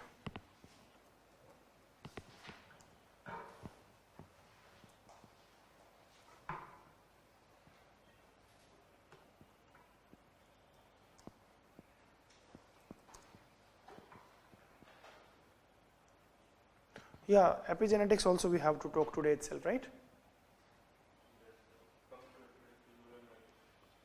Punctuated equilibrium hypothesis. Okay, you did not understand that?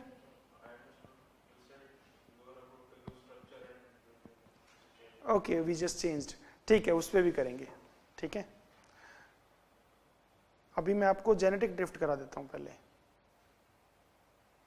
Who gave this genetic drift hypothesis? Sewell Wright. What does it says?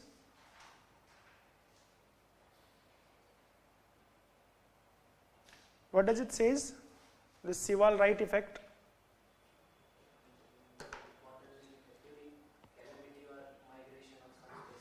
Interbreeding gets a lot, and some genes are isolated. They keep on increasing frequency their incidence. Amish people kind of.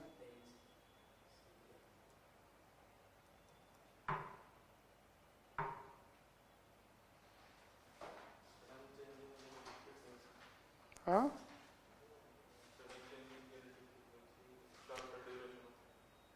Okay, sudden change in genetic frequency.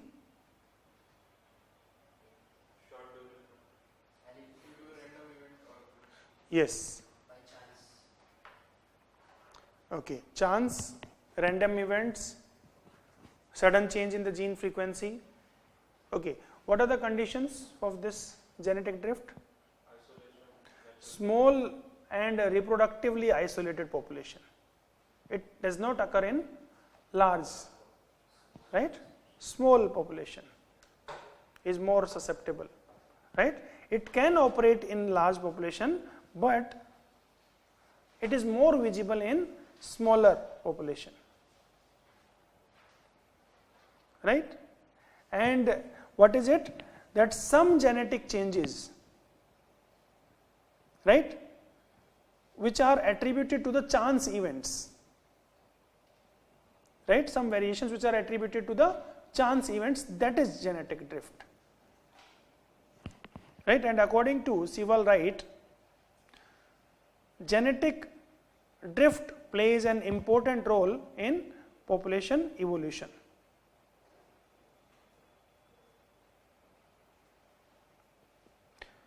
There are two types of effect of genetic drift. One is founder's effect and the other is bottleneck effect.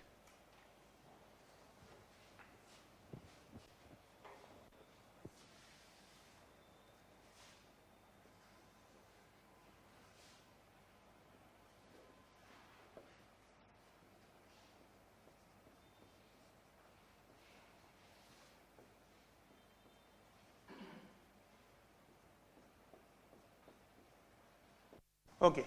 Founders effect is that when a group of individual leave the original group and live at a new place, right?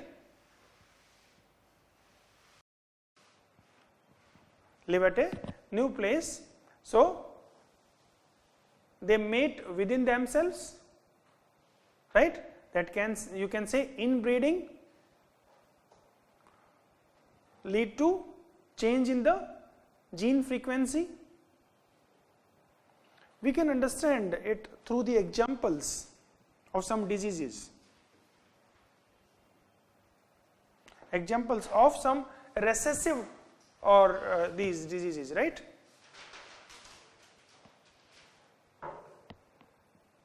Okay. The examples is retinitis pigmentosa in the island of Tristan da Cunha. Retinitis pigmentosa. It can lead to progressive blindness, right?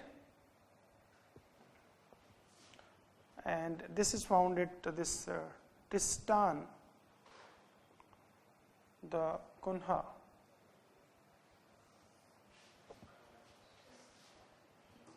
Right? यहाँ पे क्या हुआ था? Napoleon, he was exiled there, right? And what happened? One gene, this gene for retinitis pigmentosa, it also went there along with that group, right? Since they were very limited number of people, they keep on mating with themselves, so the frequency of this gene increased, right? And it is found in more numbers at that island than anywhere in the world, right? Similarly, we have this cases of this Alice Van Crevald syndrome among the Amish population of Pennsylvania. Alice Van Crevald syndrome. This syndrome, that dwarfism and polydactyly, right, which is associated with dwarfism and polydactyly, that is found among the Amish population. So Amish people, they basically, there were around 200 people, they migrated from Germany to Pennsylvania, right? And one of them or some of them, they carry this gene. So it proliferated because of inbreeding, right? Similarly, Afrikaner population of Dutch,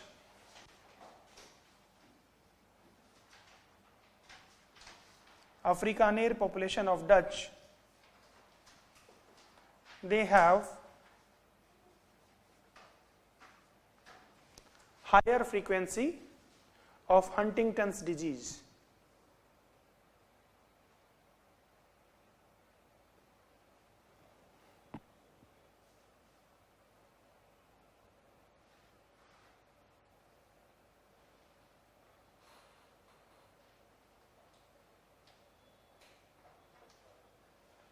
Okay. Second is bottleneck effect, right? It happens because of catastrophe,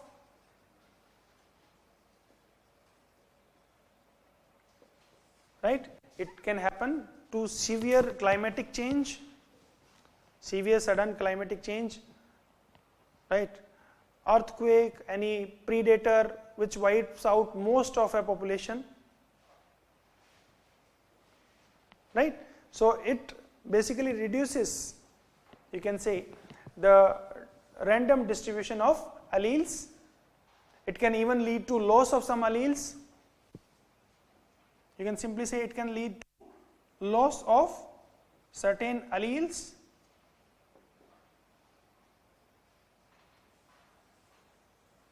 So when some alleles are lost from the population, they inbred, right? And the new frequency, population frequency, will be different from the earlier one, right?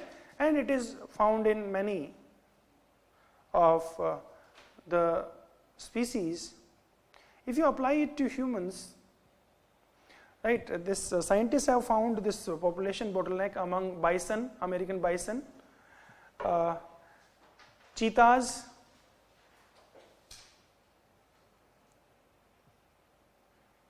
and also it was observed in humans,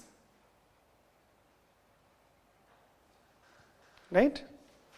So one model suggests from 1999 that there was a severe population bottleneck 2 million years ago that lead to transition from Australopithecine to Homo erectus. There was severe population bottleneck 2 million years ago that lead to transition from Australopithecus to Homo erectus.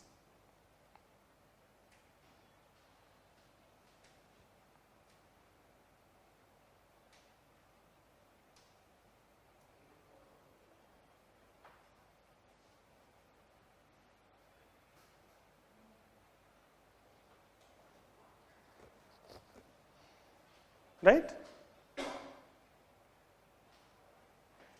So, these two, what is the significance of this? Study of this genetic drift, what is the significance of it? You write that in conclusion. Hmm?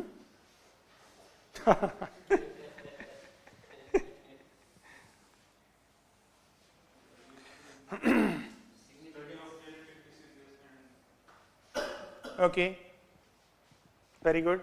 One is that you can understand the how gene frequency is changing. Just a slight twist of words, right? How the gene frequency within a population undergo change, that we can understand. This can be useful in population genetics, right? वही चीज है, insight ही दे रहा है लेकिन उसी word को ही घुमा रहा हूं मैं भी, right? How gene frequency undergo change, that mechanism we can understand here. It also signifies in line with the Hydrogen brothers.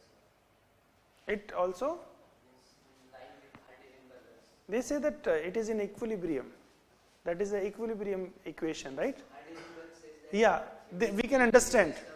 by migration or by inbreeding, Hmm. then unless and until inbreeding is not there, the equilibrium will be maintained. Yes. So that also tells us about how a population undergoes change, whether it is evolving or not, whether the gene frequency is same or not.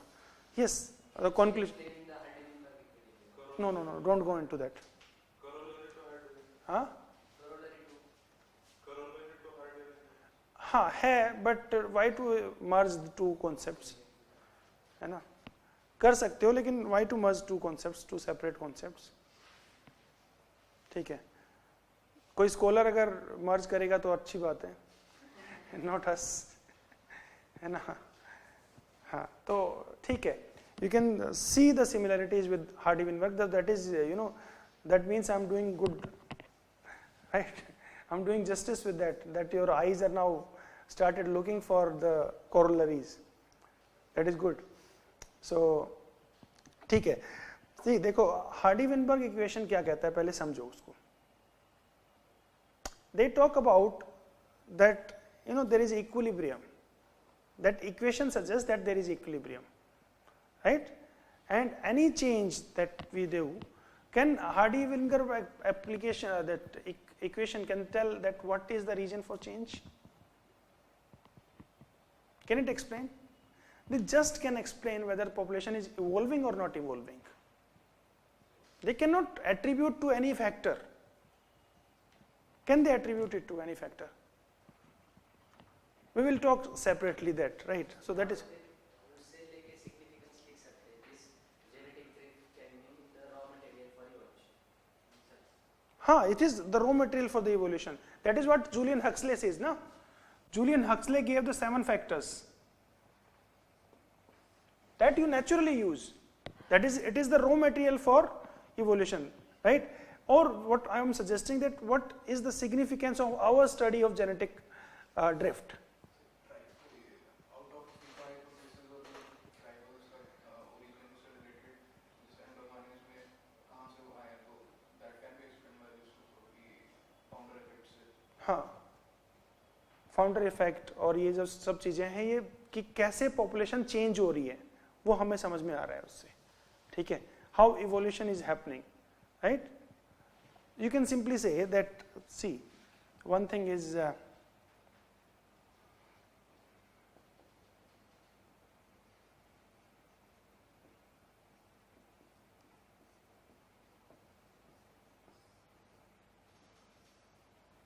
right?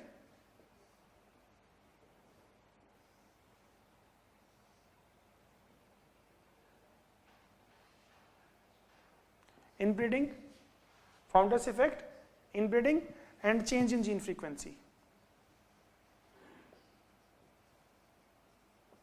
थोड़ा सा ऐसा बना देना, ठीक है. Bottleneck effect, inbreeding,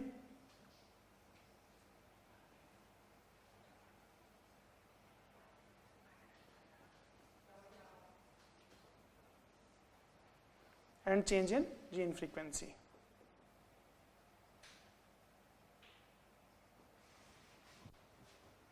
right. थोड़ा सा इस तरह से दिखाओगे तो थोड़ा सा वही चीज बोल रहे हो.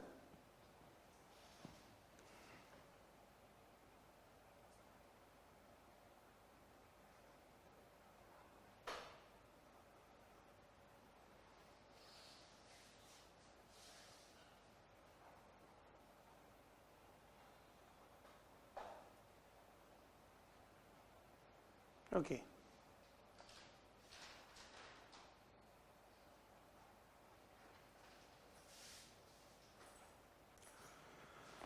So what is epigenetics and how it is related to gene expression?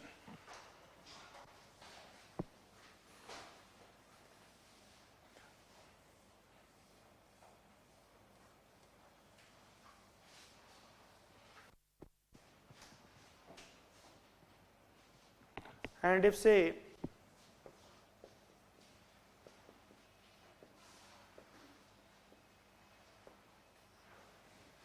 epigenetics, it is the study of how your behavior and environment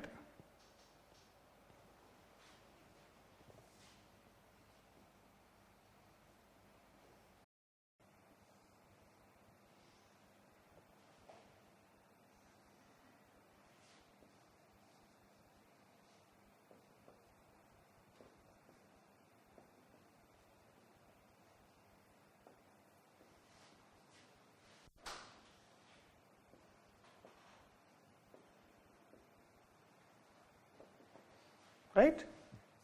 Simply gene, it will express, so how the behavior and environment can play a role in this expression of any particular gene.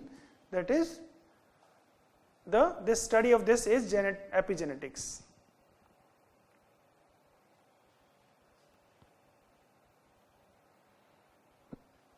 Right?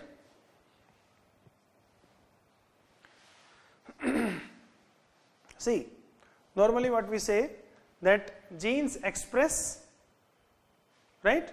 But only that expression is not the product of that coding only, right? There are these factors that also influences the expression of gene.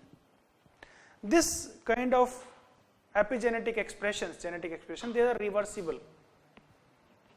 They are reversible, right? The way body reads your DNA sequence,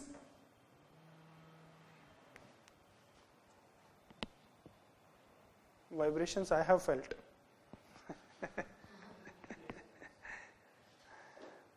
Okay. Right. So it is reversible. Now what is gene expression?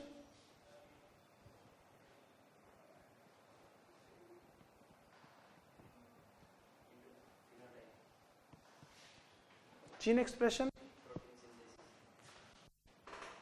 DNA, mRNA,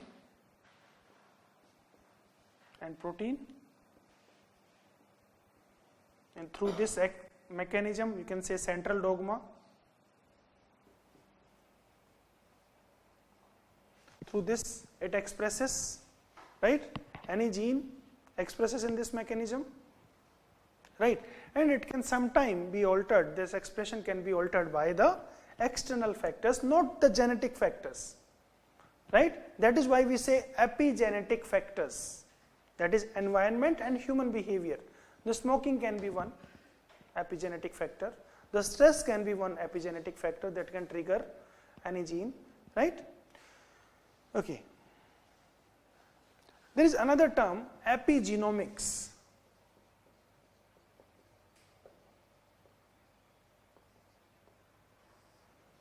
Epigenetics, it deals with the gene and its expression. The complete set of all epigenetic modification is epigenomics. ठीक है, सिर्फ समझाने के लिए बता रहा हूँ, don't get confused or take it burdensome. Genome और gene में difference पता है तो that means it is doable, right? The complete set of all epigenetic modification is epigenomics. How does epigenetics work? Yeah, please.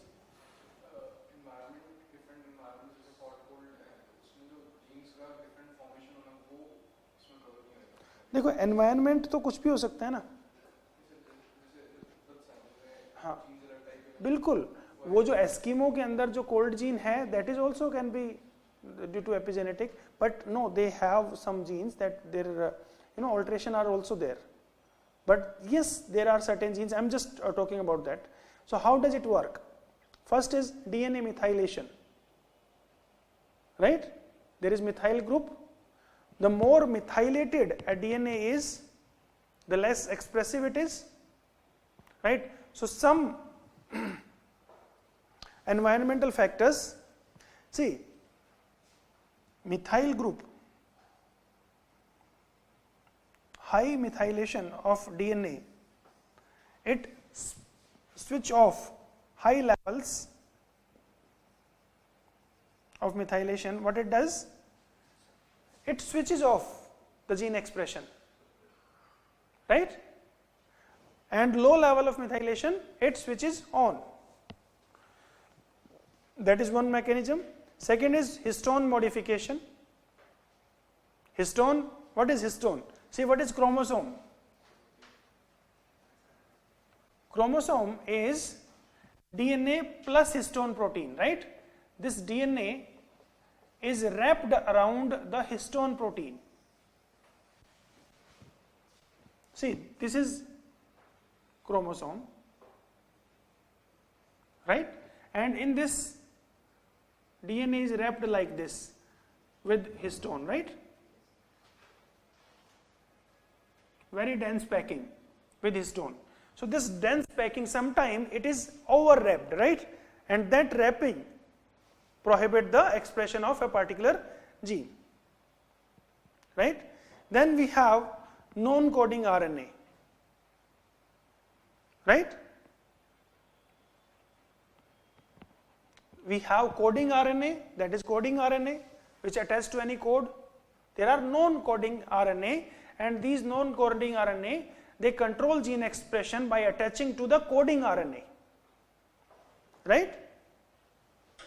They attach to the this non-coding RNA attached to the coding RNA. So ये RNA attach हो गया, so naturally it will not be able to express this, right? So three mechanisms are there, right? Okay. So example, say in your body, in our development, right? Say we have nerve cells, we have muscle cells. Nerve cells have different functions. So the sum of the genes in the nerve cells, they are suppressed, right? Because they have to function the specialized way. Nerve cells have to function in a specialized way. So some of the genes in the nerve cell are switched off, you can say, because they have to function in a particular way. See, you have to understand in this way that initially we were a zygote. हम सभी लोग, we were a zygote. This zygote specialized into different types of cells, right? and those cells perform different types of functions, right? So although they carry all the genes, I told you that cell is the structural and functional unit of our body, all the genes are present. But do you think that all genes functions in the same way in the nerve cell or in the brain cell? No, no. In this skin cell, heart cell, or muscle cell, bone cell, right? They function differently. Am I clear in this point? No. देखो, cell जो है एक structural functional unit of our body है, उसमें सारे के सारे gene जो हमारी बॉडी में प्रेजेंट है वो वहां पे हैं, but all are not expressive. Some cell express some type of gene, some cell express some other type of gene, right? So nerve cell functions, so उसके कुछ जीन जो है स्विच ऑफ है, ठीक है, मसल सेल के कुछ gene switch off है, राइट? उसी तरह से स्किन सेल के कुछ जीन स्विच ऑफ है, ठीक है, that may be because of those 3 mechanisms, ठीक है, अभी स्टडी चल रही है. Okay, epigenetics and age. See, if you compare, let me give you just a very important insight about this methylation.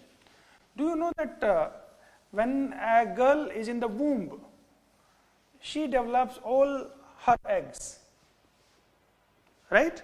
All the eggs that a woman carry, they developed during the womb, right? When the girl is in the womb itself, right? They are frozen at that metaphase, prophase 2 of meiosis. Prophase 2 of meiosis, they were frozen in the womb, mother's womb. वो लड़की में सब कुछ बन चुका है जब वो बर्थ भी नहीं हुआ उससे पहले, right? Now they will be in this stage and these have to stay in this way maybe for 12 to 13 years, right? They have to stay in this form for 12 to 13 years, and she had to these these ovum, right, premature, you can say undeveloped ovum, right, they have to struggle with the maternal environment when she is in the womb, because mother's hormones and other things can harm that. So those genes, this ovum should be highly protected, so there is high level of methylation here, right? Women have higher level of methylation in the DNA, the germ cells of women especially. Ovum have high level of methylation.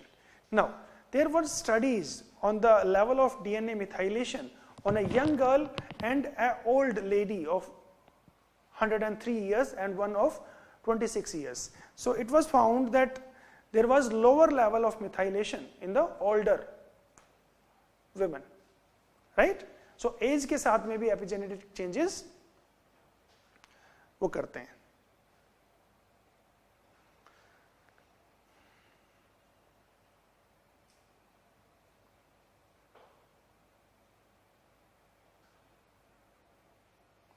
Okay, epigenetics and smoking.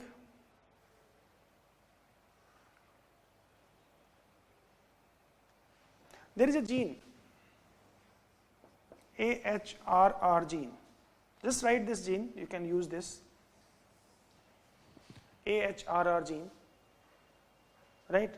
This gene, at certain parts of this gene, smokers have less level of DNA methylation than non-smokers.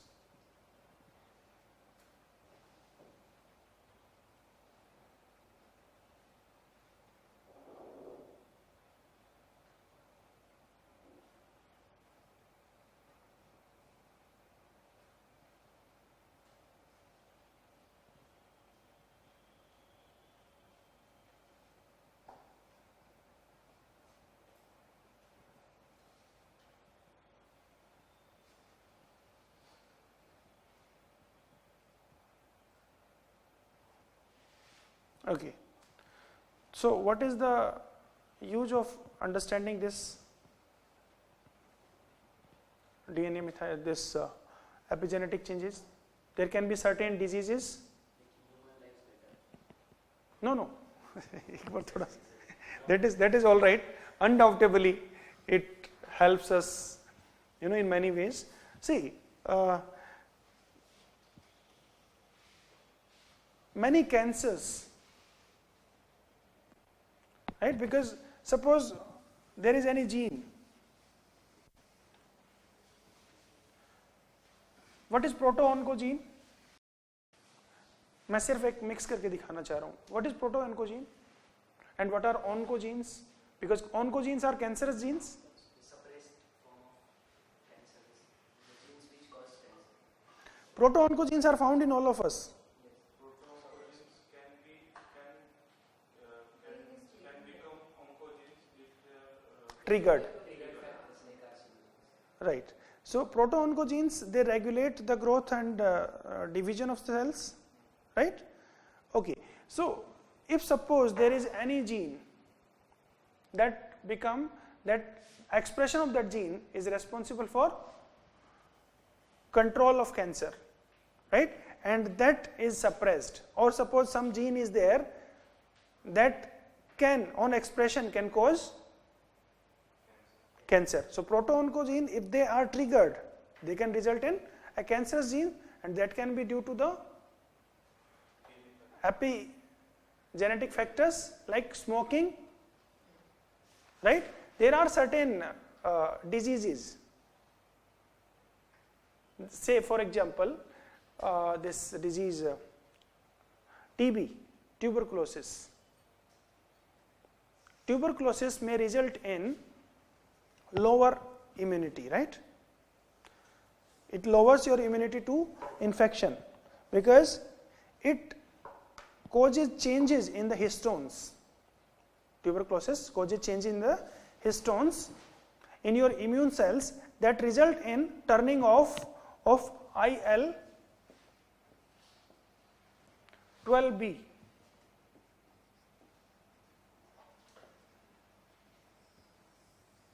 Right? TB causes modifications into histones.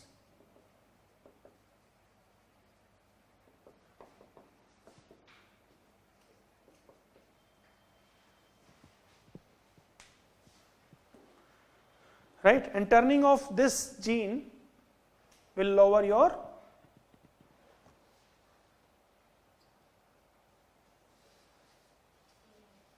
immune system.